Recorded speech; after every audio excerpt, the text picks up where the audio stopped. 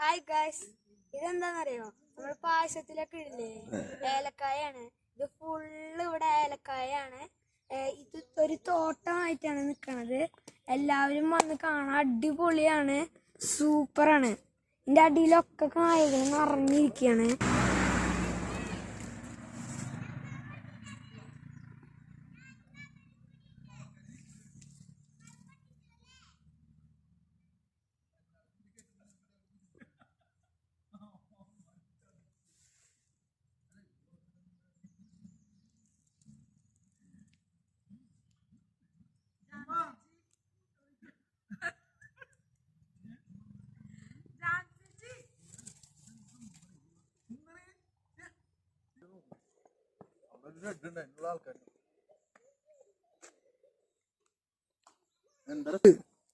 നോക്കിയതാനോ?